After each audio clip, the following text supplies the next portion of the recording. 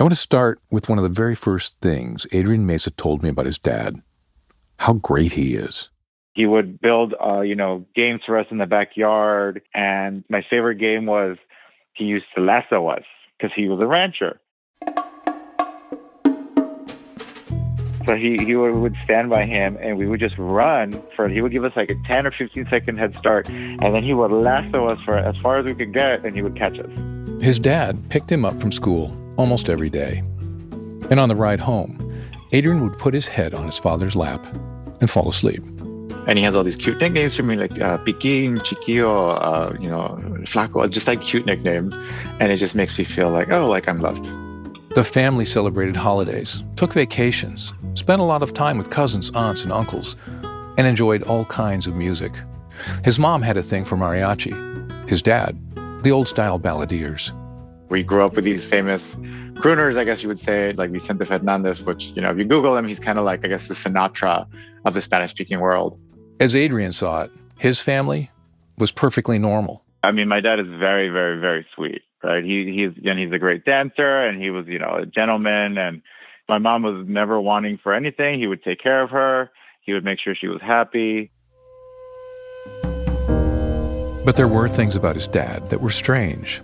Like the little black bag his dad carried, every day, everywhere, doing anything, even mowing the grass. It held items he wanted to be sure no one tampered with.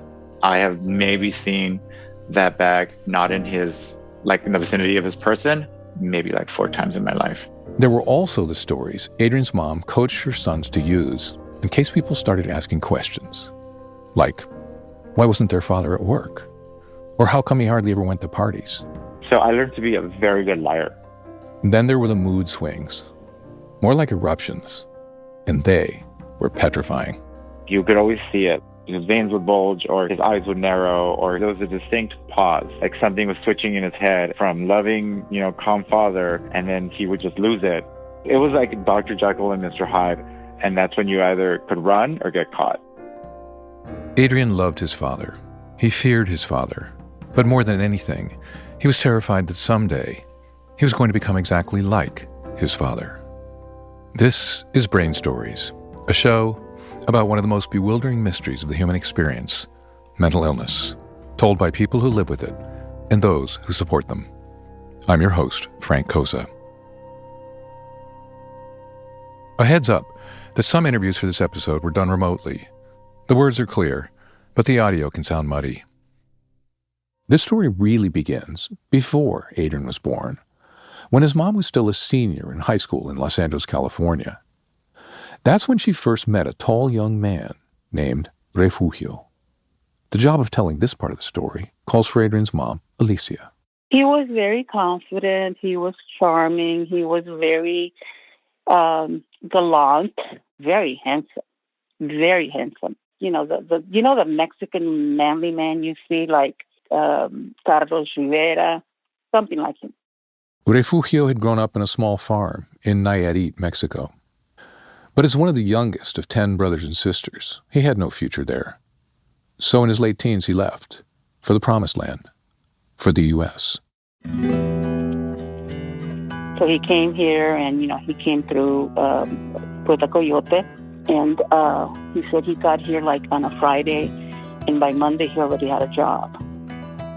One afternoon, he spotted Alicia at the laundromat. They struck up a friendship and began seeing each other often. But there were a number of men interested in Alicia, and she had no desire to settle down. I said, yeah, we can go out. I go, yeah, I can be your girlfriend. I go, but I'm not looking. Because he told me, he said, I'm looking for a girl to marry and, have like a stable life and a family. And I said, well, that's not me. Then one evening, the couple drove to a park for a picnic. We were parked in the city of Southgate, and we're eating.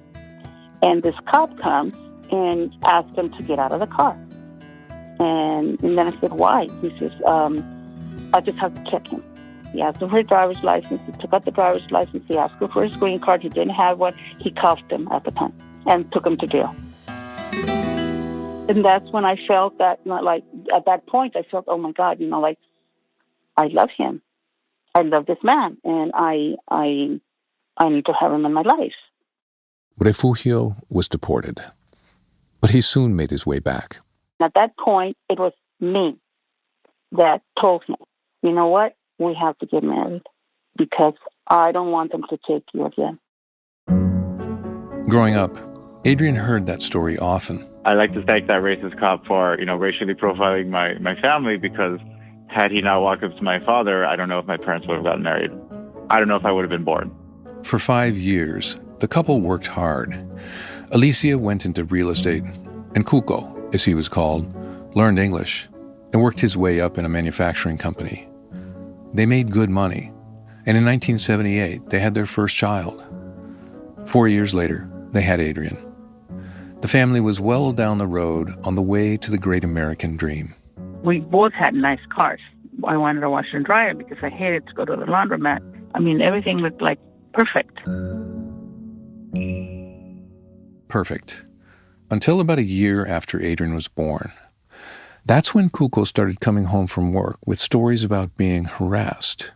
Now, it was the kind of harassment that was common for someone who was a Mexican immigrant, who had been promoted, and maybe had sparked some jealousy. And he said, well, they used to, put dirt in my food, and they would, mess with my motorcycle. And then he said, and they would throw, because, it was a steel mill. He said they would throw burning hot pieces of metal at him. He would come home with burn marks on his legs. So the stories were plausible, but they kept getting worse and Cuco increasingly anxious. The change was gradual, unfolding over nearly a year.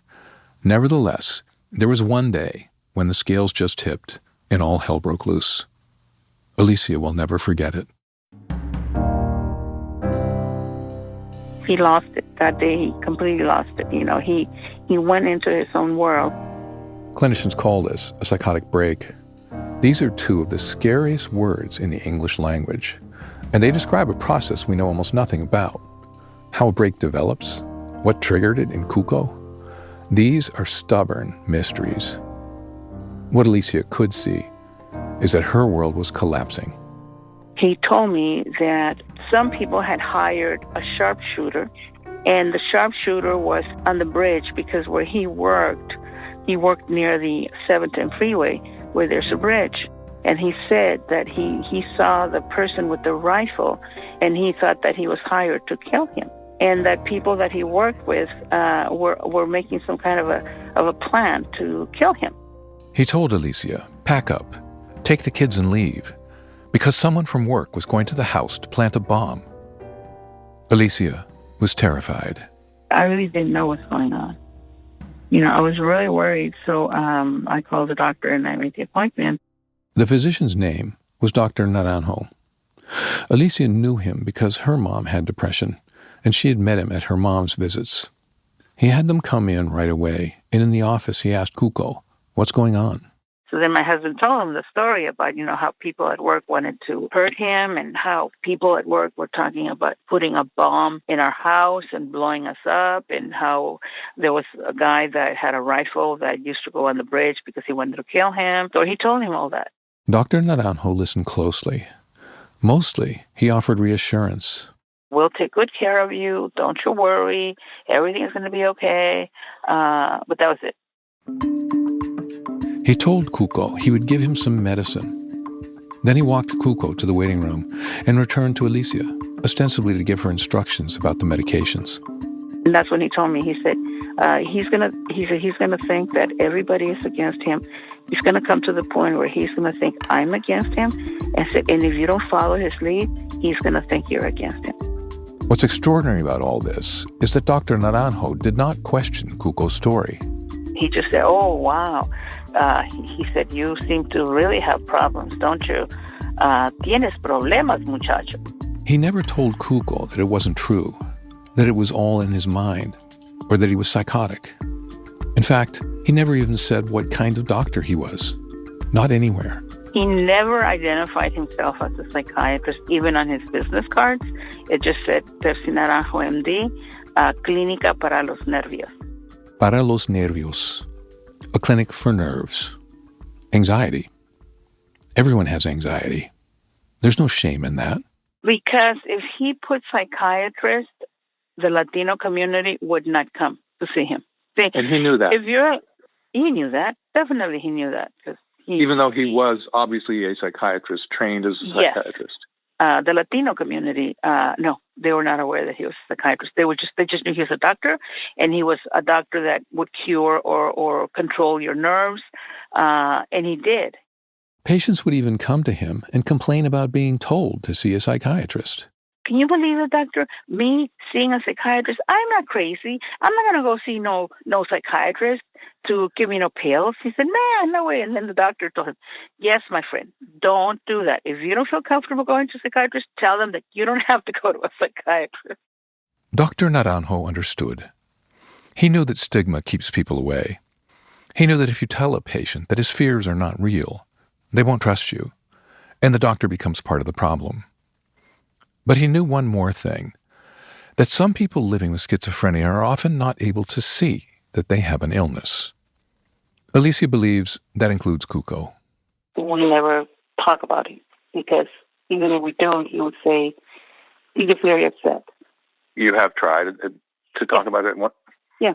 Mm-hmm. And I can't get nowhere. So he felt that he was attacked when he was being told, you know, this is your problem. And he said, no, it's not.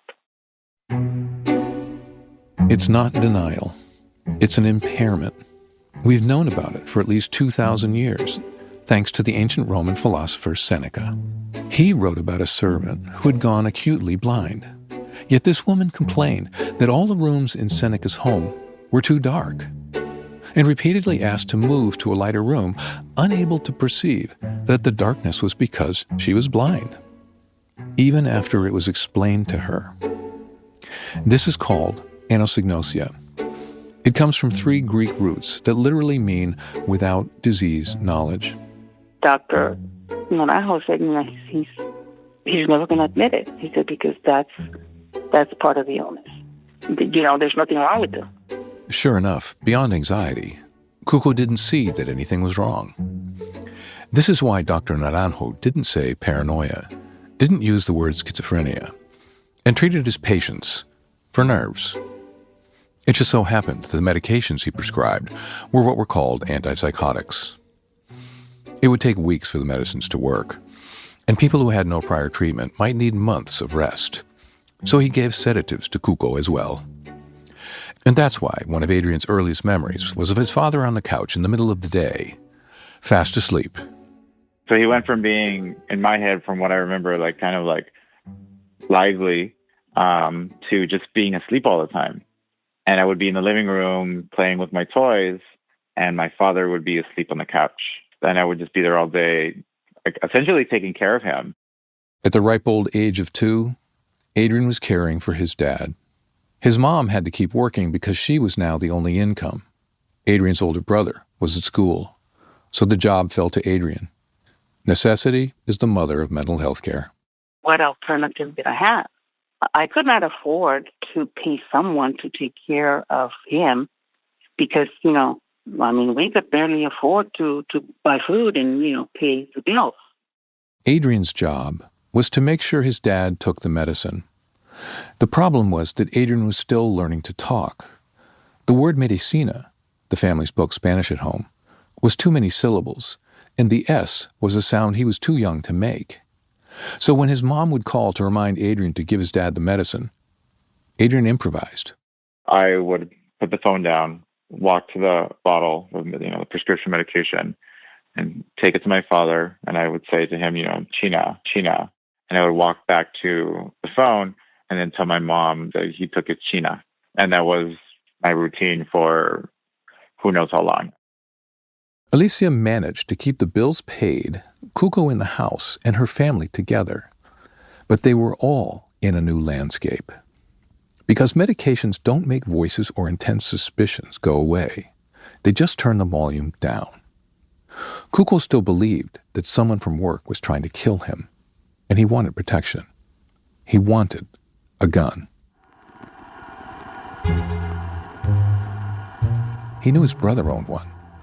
So one day when Cuco began to start getting around, he told Alicia that he was going to his brother's house to borrow his gun. I knew that if I didn't go with him, he would go. So I told him, I said, okay, let's go. I'll go with you. So we went, and the brother who's... Wow. So you're going with him to his brother's to get a gun, yes, the gun. That you know is about the worst thing he could have. Exactly. But I had to play it by ear, because if I didn't go with him, he was going to go anyways. His brother didn't know anything about your husband's condition at that point. So right. he thinks your husband's fine and just wants a gun. Yeah, exactly. So if I told him anything, he was just going to say, oh, he's nuts. Oh, he's crazy. And so if he's crazy, if his brother thinks he's crazy, what happens? I mean, he just stops talking to him? He just writes him up? Exactly. So Cuco gets the gun. And now there's a loaded gun in the house. I'm going to take a quick break here to let you know that we really want to hear from you. If you have a question, a comment, or want to let us know how the story affected you, call us and leave a message.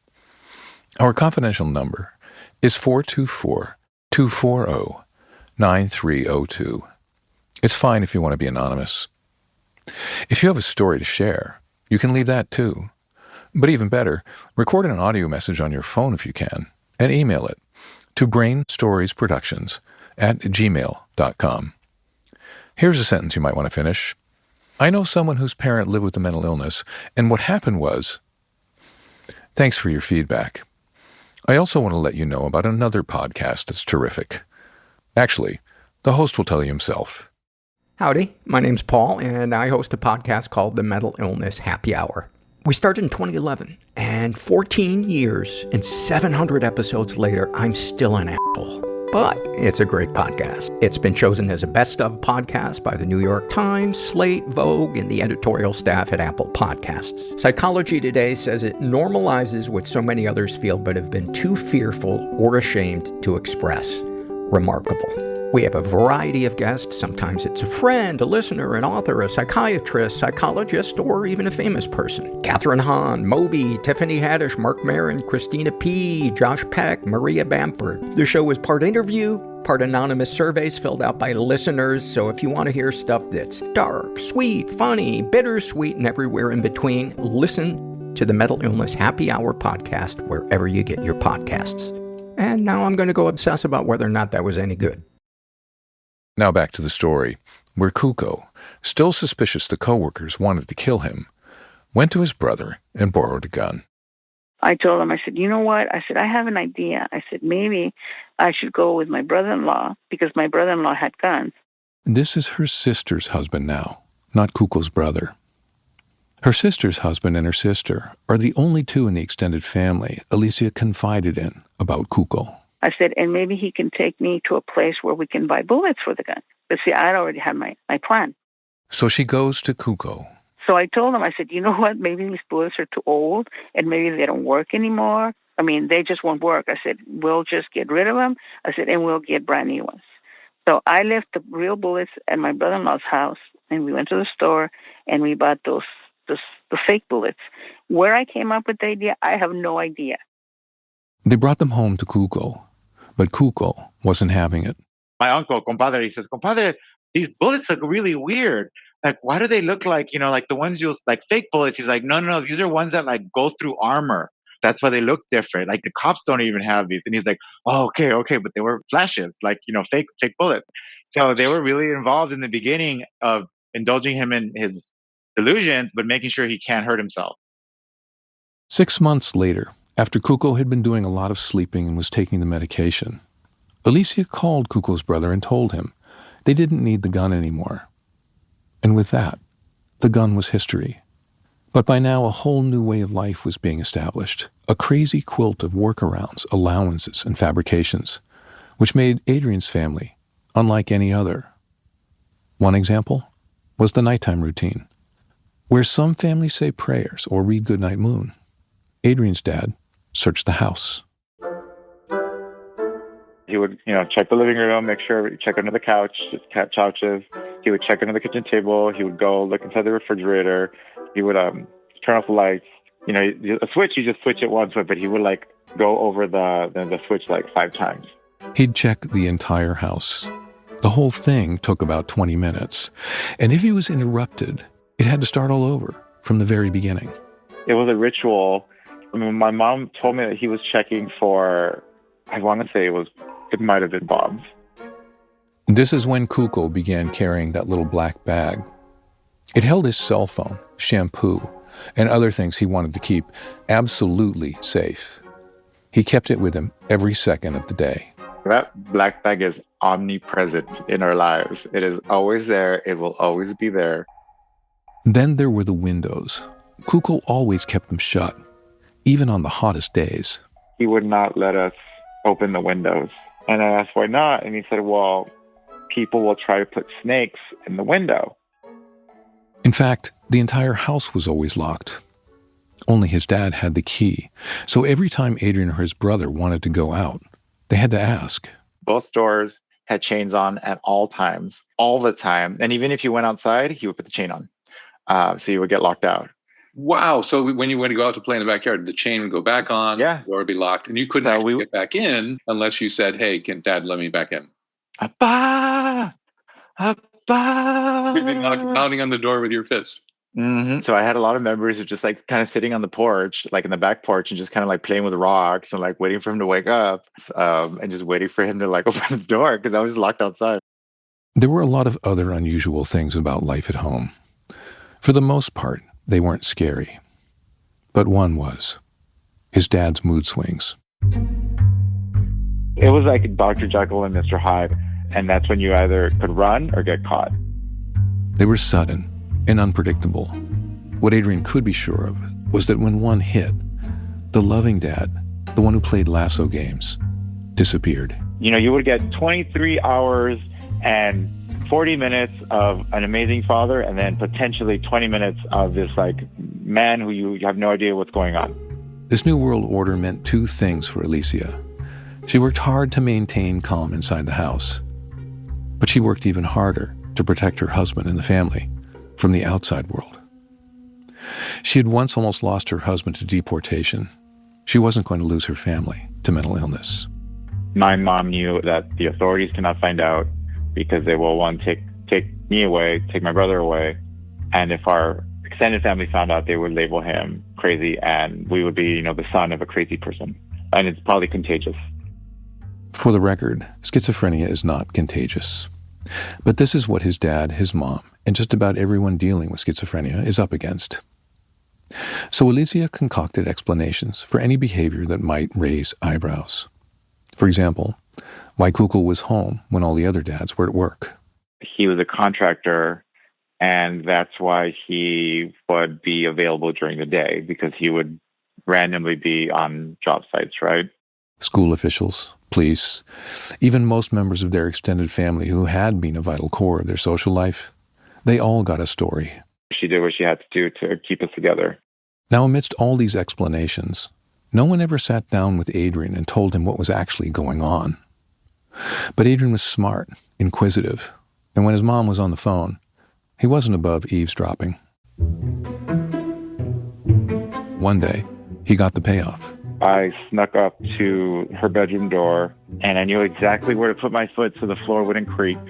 And I put my ear to the door, and all I could hear was, I heard the word schizophrenic. So that answered that. Just one problem. I didn't know what that was. I didn't know what that meant. So he decided to do some research. But given how hard it was to get out of his house, he couldn't make good on that plan until the 6th grade. I had to go to the library, so I went to the card catalog and looked for the word schizophrenic.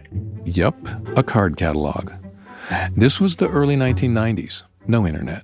And it was maybe like a paragraph, but it just talked about it was a mental illness and that it's passed down from parents. Passed down. Even at the age of 13, Adrian got what that meant. I was just afraid. I was always afraid of becoming like the bad parts of my father.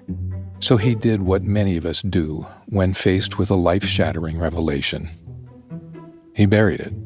So I just closed the book, put everything back, and then he picked me up. And then I never researched it again. And that was kind of it. But now, Adrian was gripped by the belief that he was damned. He was going to develop schizophrenia. It was only a question of when. So he latched on to the idea that the best way to keep from becoming like his dad was to avoid stress. I don't know why I had this theory that as long as I don't get upset, I won't get it. Now, there are a lot of questions about what causes schizophrenia, and even more controversy. Stress or trauma can trigger the illness, but there are a great many people who experience stress or trauma who never develop it. That said, avoiding stress is never a bad idea. So Adrian used his father's illness to avoid things he believed could trigger it, like drugs. We had active gangs, and, if you didn't do certain things, you weren't cool, and they might pick on you. So I would, and I never actually told anyone my dad was schizophrenic. But when they would pressure me to try drugs, I would say no, and when they would not leave me alone, I would say, I have a genetic illness in my family, and if I take drugs, I might possibly go crazy and slit your throat. Adrian knew he was exaggerating, but the fear for him, absolutely real. Plus, he had something else he didn't want his classmates to know, something he had just realized himself at the age of 13. He was gay. This was a whole new source of stress. I was just like, oh my God, they're going to find out I'm gay. And then I was like living out, kind of like confused at school because I'm like, okay, well, I can't talk about my father. And it was just like secrets left and right. His sexual orientation was just one more thing Adrian felt he had to hide.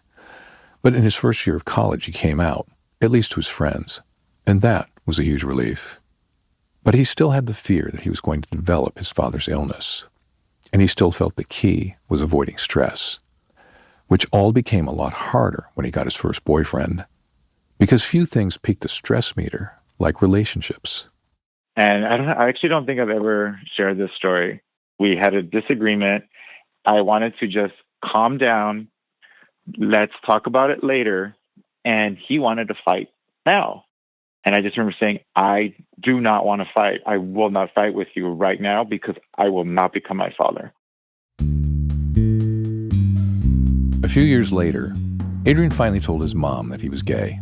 And she's like, okay, well, good for you. And then my dad walks in, and then my mom was just like, oh, honey, Adrian just told us that he met someone that he's really interested in, and it's a boy, and like we're really happy for him or something like that. And all I remember my dad saying was like, good, mijo.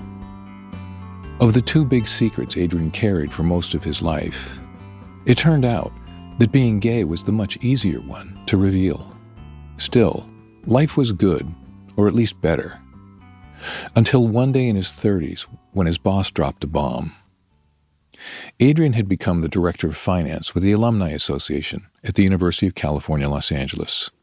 He loved it and was really good at it. In September 2018, he had just returned from a few days off when his supervisor summoned him into her office. Next to her was someone from personnel. We all know what that means. I just remember these words. They will forever be emblazoned in my mind. They said, Adrian, you are unhappy with your job and you've developed a bad relationship with your colleagues. We're reassigning you to blah, blah, blah, blah, blah. Adrian had no idea what his supervisor was talking about. It was only later that he learned information that led him to believe that she simply had wanted him out of the position so she could give his job to a friend. But in this moment, Adrian was devastated. I just remember walking out, going to my desk at the time, and then I just started crying. And I thought, obviously I'm upset right now. I'm going to go home. Let me just cry it out and I'll be better. So he went home, but he couldn't stop crying. He went to sleep, and when he woke up, he started crying again. I start shaking, and I start there's physical manifestations in my body. And I'm like, what the hell is going on? He was convinced that this was the stress that was going to trigger the event that he had dreaded since that day at the card catalog. So, still sobbing uncontrollably, he dragged himself to the doctor. I remember walking in, and I can't stop crying, and I just remember telling them, please stop this. Please stop this. And I just remember being terrified terrified that this was it. And at any moment, I was going to start hearing things or seeing things. I 100% thought that I was going to become schizophrenic. But the doctor didn't treat him for schizophrenia. Instead, he recommended rest and a therapist, and gave him a prescription to reduce anxiety. Days turned to weeks, and weeks passed. The break never came. And I remember thinking, oh my God, I didn't get it. It did not happen. And I just remember feeling this, it's like a physical weight was lifted off my shoulders. I was like, I am never going to become my father. But like every end, it was also a beginning. Suddenly, he had to rethink his entire life and what his dad's illness had truly meant for him and his family. But Adrian had never known any other families with a parent who had a mental illness. It had long been a source of pain and left him feeling lonelier than words could express. There was once, when he was 19 and a sophomore in college, he met a woman whose mother had schizophrenia. He was so excited that finally he had found someone like him. And then she asked me, where's your dad? And I was like, well, he's with my mom. And then she kind of looked shocked and like puzzled, right? And I was like, well, where's your mom? She's like, I don't know. She's somewhere on the street. I don't know where she is. And that's when it kind of like hit me like, oh, like I'm the exception, right? I'm not the rule. It would not be until he was 38 that he finally met someone who was actually raised by a parent with schizophrenia. It was the first time in his life that he began having the conversations he so longed for. It was just so awesome because we can actually tell each other, which to other people sounds very severe, and they stop and they get really concerned. And to us, it's just like, haha, right? Like, this is just like life with the schizophrenic, right? Like, did you lock your door tonight? Because if not, you're going to get in trouble. Like, and it was like refreshing because I'm like, dude, I can just be normal. There was another conversation Adrian also longed for, talking with his dad about his illness. It did actually happen, only once. And it came so out of the blue that Adrian was stunned. He still gets emotional recalling it, nearly 20 years later. I want to say it was late at night. I know it was dark because the world was quiet. My father had walked into the room and sat next to me. And he told me that he can hear voices in his head. They don't say nice things. They're not good voices. And that his job is to ignore them. And the drugs help the voices quiet down. And I just remember being like, oh my God, he has never, ever spoken about this, that he's ill, that he has a problem. And I just remember being like amazed and thinking, this man is living a constant hell. He is hearing voices all the time and he can't stop them. How can I be mad for him for anything he did? When Adrian tried to bring it up the next day, his dad got angry and said he had no idea what Adrian was talking about. They never spoke about it again.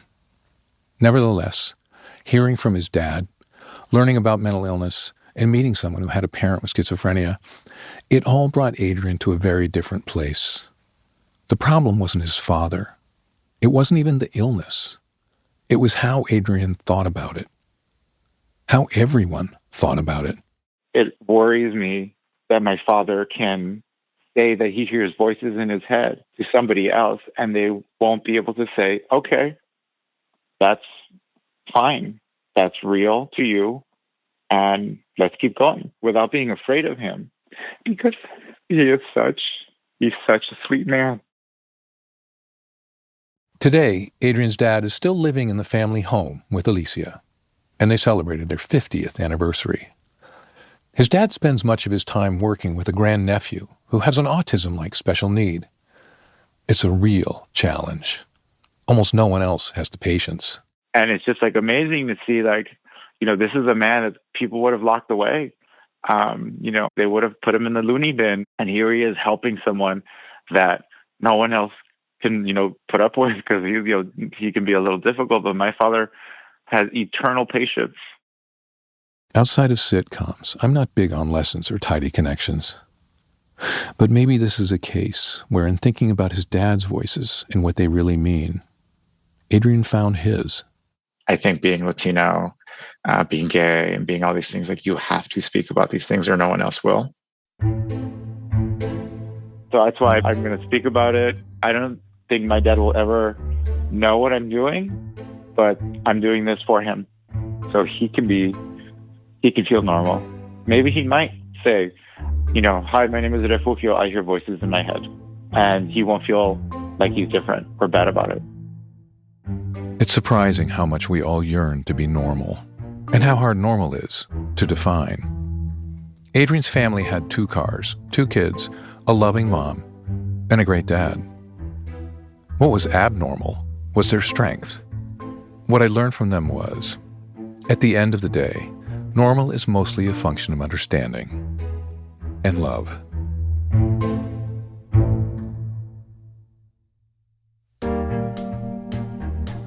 Thanks for listening. If you like this episode, share it with your friends, your family, or perfect strangers. Your recommendation is a superpower. Use it. If you're looking for help with mental illness or know someone who is, try NAMI.org, NAMI.org. That's where Adrian began much of his research. Many of them offer materials and classes in Spanish. You'll find more information and other links at our website, brainstoriesproductions.com.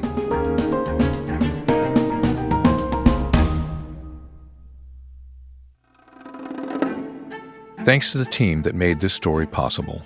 Our associate producer and editor was Kate Ruscosa. Lucy Kopp also edited and advised. Karen Given was our incredible story editor.